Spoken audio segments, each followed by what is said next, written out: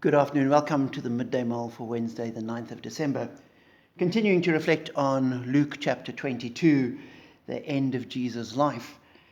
From verse 54 onwards, we have the story of Peter's denial of Jesus.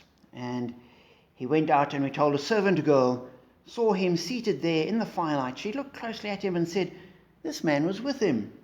But he denied it. "Woman, I don't know him." A little later, someone else said to him, "You also are one of them." "Man, I'm not," Peter replied. About an hour later, another asserted, "Certainly this fellow was with him, for he's a Galilean." Peter replied, "Man, I don't know what you're talking about."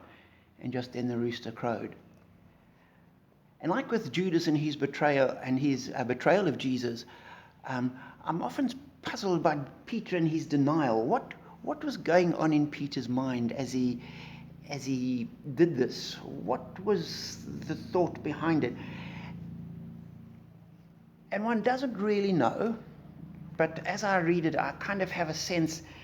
I almost wonder if Peter wasn't expecting a greater trial. When Jesus had said, "Tonight you'll deny me," and he saw Jesus being arrested and being taken before the Sanhedrin and all these important people, I wonder if he wasn't in his mind steeling himself for the grand trial, that when the soldiers grabbed him and dragged him in front of Pilate, he would say to Pilate or the chief priests, he would say, "No, I'm a follower of Jesus." And he was thinking these grand thoughts. Now, I might just be imposing my perspective and the kind of person I am on Peter, but that's the way it makes sense to me. And Peter, while he'd been warned and he was, in his mind, he was going to stand firm, he was waiting for the grand moment. And he missed that small little opportunity that came his way. And it was only after the third time, and we're told as he was speaking, the rooster crowed. The Lord turned and looked straight at Peter. Then Peter remembered the word the Lord had spoken. "Before the rooster crows, you'll disown me 3 times. And he went outside and wept bitterly.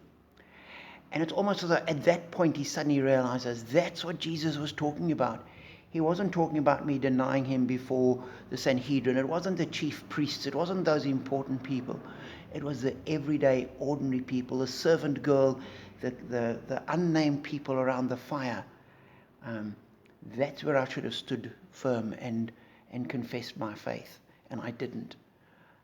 And that so often happens, well, certainly to me, that we have these grand ideas about what we will do in the moment.